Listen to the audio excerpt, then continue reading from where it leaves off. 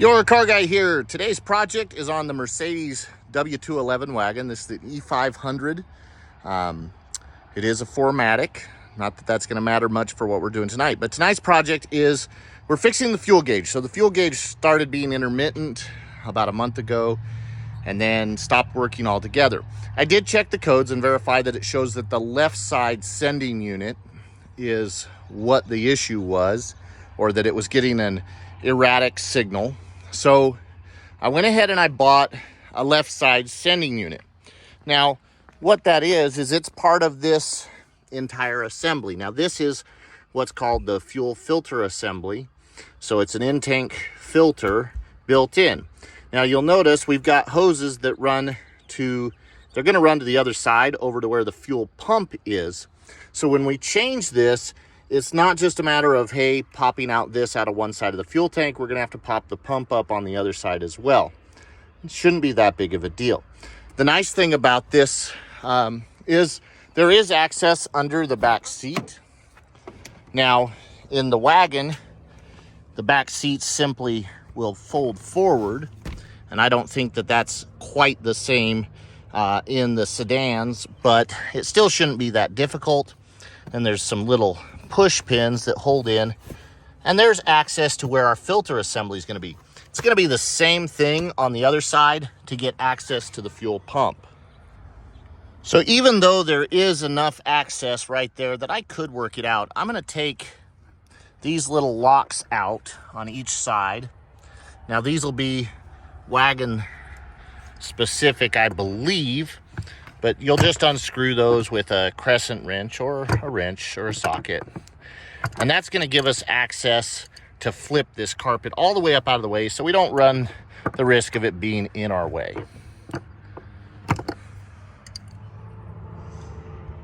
With those little latches out of the way, I get full access. The next step will be to remove our covers here, which those look like they're an 8mm head. We'll take the covers off on both sides. So just these 6 screws on each side. On the driver's side, we now have access to our electrical connections. So we have this connection here, which is going to just be pressing that tab there to release this one and then pulling straight up. We have this connection here, which has a tab right here on this side that we'll press. This is the fuel pressure sensor. We also have our fuel line. This is using a crimped clamp here.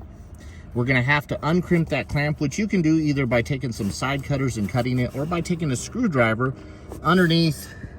Let me get a better view there. A screwdriver underneath this section right here and prying up this side, which will release that clamp. Now, we may have some fuel pressure still because the vehicle is still retaining fuel pressure from when it was run. One of the things we can do to relieve that pressure is disconnect this electrical connection, then start the car and let it run till it dies. What that's going to do is let the fuel pressure bleed down and then give us the ability to take this off without spraying fuel everywhere. You're going to want some rags in here. I see there's a little water. Yep, that's not fuel, that's water. Probably just from coming up under the car on really wet days. We'll clean that out, but we'll get these disconnected. So we can unplug this one, pull it out. Same thing here. We're gonna squeeze it and pull it out. Now I'm gonna start the car and let it run till it dies. Okay, we'll start the vehicle.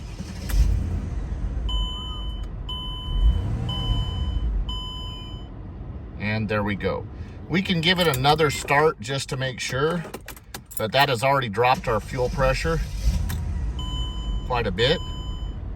Oh, we see we got a little bit more.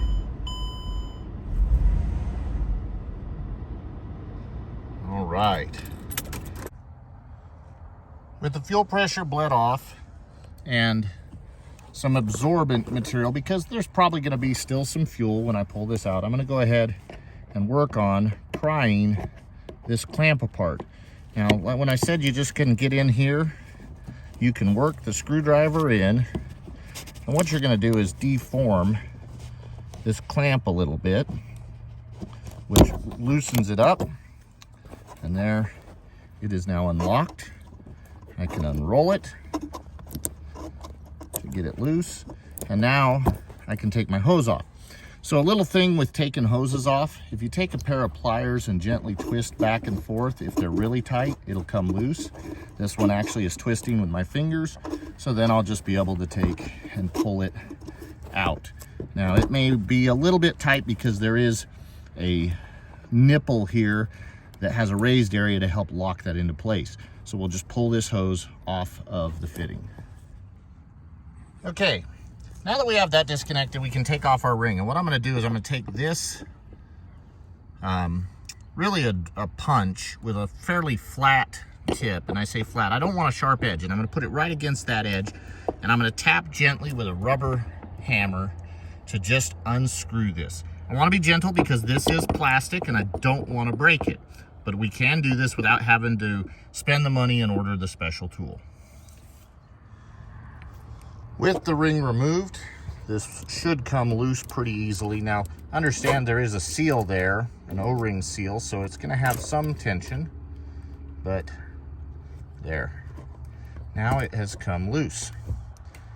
Now, the next step will be to go do the same thing on the other side. We're going to remove the ring so we can lift the pump up and disconnect the fuel lines and the electrical connection on the pump side. We've removed the ring. Now we're going to simply do the same thing, kind of wiggle the pump to get it loose, and it's going to pop up.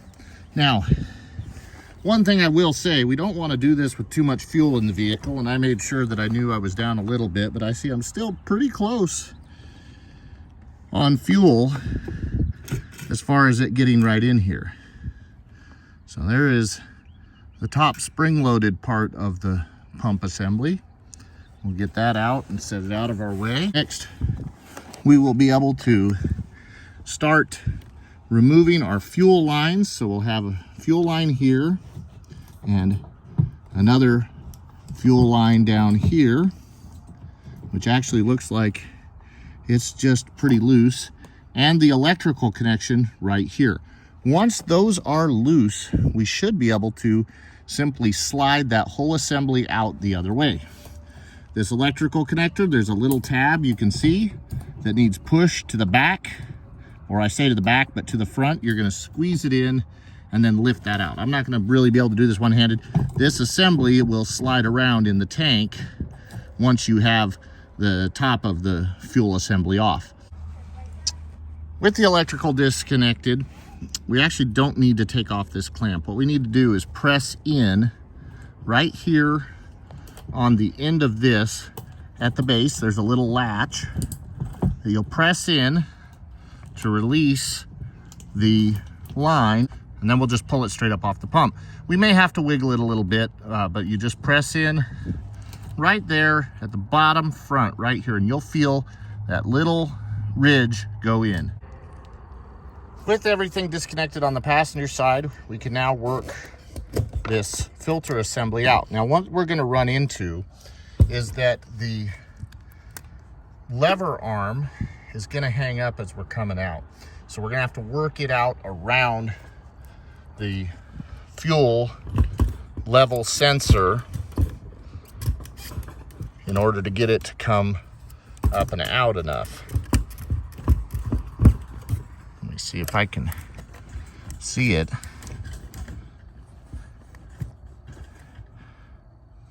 I can see it here in the front.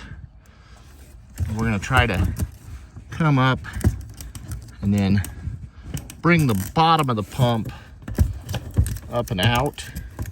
I say the pump, but this filter assembly up and out in order to give us room to come out with the level sensor. All right, there we are. We'll now slide the whole assembly out. I'm going to set down the camera and grab a mat so I just don't drop fuel as I'm coming out across the carpet here.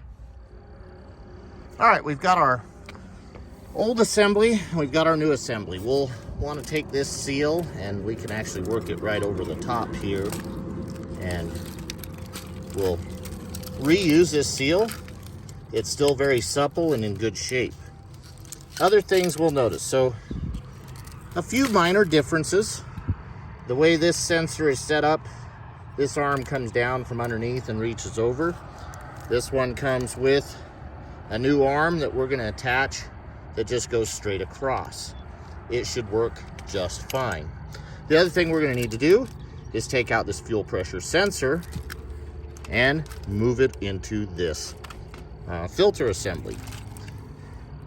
So we'll take a look at that and how it's going to release, and we'll get it out. All right, I'm going to quickly run out of daylight, so before I change the fuel pressure sensor, now note, there is no fuel that's going to leak here because the pressure sensor isn't installed. I'm going to show you getting this installed, which really should be very simple. The first thing I am going to want to do is take the seal and run it over my pump or filter assembly and sending unit. Now, note that there is a sending unit also on the pump side, and because I was able to check the codes, I knew that this was not the right side sending unit, but the left side sending unit that was giving me an issue. So with that seal run up out of the way, I can now thread this in. Now, see how these hoses are curved up? That's good, because I'm gonna have to put them in the tank and thread them across so they're gonna stick up on the other side so that I can hook them up to the pump. So I'm gonna start by just threading this down in. All right, I've got my hoses in, and we're just gonna shove them across. Now they've gotta go over the tunnel in the center. So as I work them through, I wanna make sure that they get over that tunnel and onto the other side. Once I get it down in, before I fully set it into place, what I'm gonna do is I'm gonna get this seal worked down to the inside, and I'm gonna work it down in to where just this lip is up on the top edge. Then I will seat the filter assembly. I'm gonna make sure before I put my ring on that I've got all my hoses coming through on the other side. Okay, we've got our new hoses coming through, and I'm gonna go ahead and make sure to get things hooked up on this side. So note that the black hose can lay in the bottom of the tank. This is your pressure hose. It's just gonna slide right back over the fuel pump outlet and press it down to lock it. This hose will just snap right in there. That fuel return hose dumps fuel right back on top of the fuel pump, basically making sure that it stays full of fuel for as long as possible. The other one is the pickup hose that needs to lay in the bottom of the fuel tank.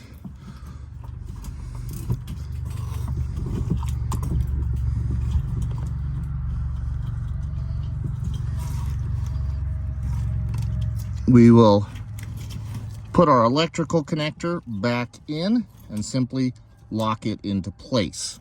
When I'm showing you that, it'll go in just right over here. So as I hook things up on this side, I want to put my electrical connector in first, then this return line that clips right in right there. Then I'll put my pressure. So we've set our seal back in place. We have our let me see if I can get the light on there. Pressure line pushed down in. That yellow clip's the one we had to push in to release it. We've got our return line hooked to the top and our electrical connector connected. It's probably best to do electrical connector, return line, then pressure line, so that we get everything hooked up so it goes more easily.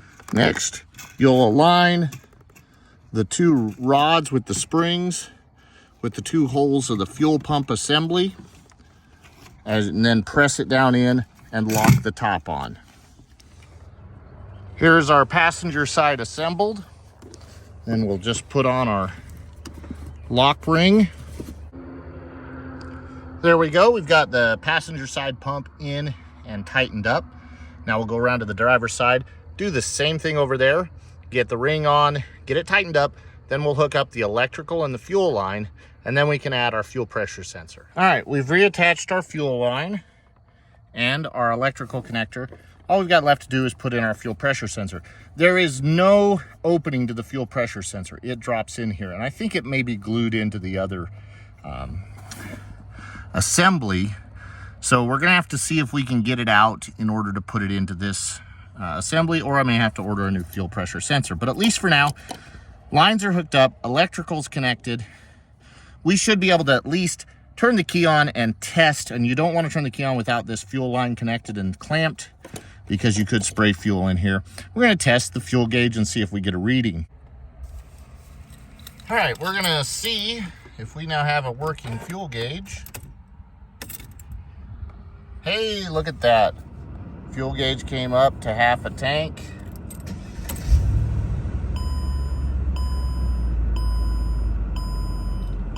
Excellent. Success. Now we'll simply put our cover back on. This is on the passenger side. Notice that it's curved up at the back, so it's only going to fit one way. You also can see this little paint mark. There's a little bit there and a little bit there that just shows the orientation. You'll put your 6 screws back in and tighten them down.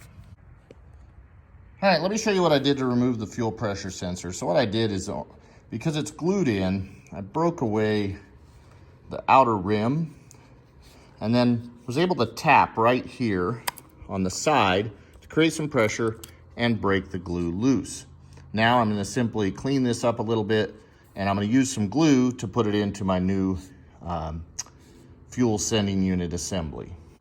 With the glue cleaned off the contact surface, I'm gonna use just a little bit of this JB Weld 5-minute epoxy, and I'm just gonna put a little bit around that edge and then set this in place, lining it back up right where it was, and we should be good to go. This JB Weld is nice because it has that self-mixing applicator on the tip, so as I squeeze it, it mixes the 2-part epoxy. I'm just gonna take and run it right around this rim in a real thin, then put my sensor on, line up. The little tab right here broke off, but I can see where it was, and it's gonna line up right between these 2 little tabs here to get my orientation correct. All right, I put my thin little bead in. Now I'm just gonna hold it in place, lined up for a little bit while it starts to set, and then we'll give it 5 minutes to cure. Well, at least set up. While I'm letting my epoxy set, I can go ahead over to the passenger side. This side of the carpet I can put back in this little push pin that, if you look, it's gonna line up right into that socket. And then also the seat latch there. We'll just screw back down. Nice and easy. Now, having this side in will still leave me the flexibility I need to put the cover on the other side and make sure that it is all done, but this way I'm doing something while I'm waiting for my epoxy to set, which can be frustrating to wait if you're an impatient person like me. So we get little things done, and it speeds up the entire job. All right, my epoxy has set up well enough on the pressure sensor there, so I can put my cover back on. And again, these only go one way, because you got the curve at the bottom. We'll put our screws back in place, and then we will put back in our seat latch and the pin that holds the carpet. And that's really it, and we're done with this job. Not a very difficult job, a little bit time consuming to a certain extent. You could probably get this done in about an hour or less. Hardest part is just getting the pressure sensor off of the old sending unit assembly, Once you have that off though, you're really pretty much home free at that point. You know, a little bit of patience with letting your epoxy set up, and you'll be in good shape. So that's all there really is to it. Nice, simple, easy repair. All right, that's it. Carpet's back down. Seat latch position is good. I gotta just make sure that I get my seat belts lined up because one of them is bent over slightly in here. But that's it. This repair is complete. Again, something you can do yourself. Don't mind the fact that it's much darker than when I started. I had some distractions in the middle here, but it really wasn't bad. This is your car guy. Please subscribe to the channel, like and share the videos, and tell your friends about your car guy. Thank you.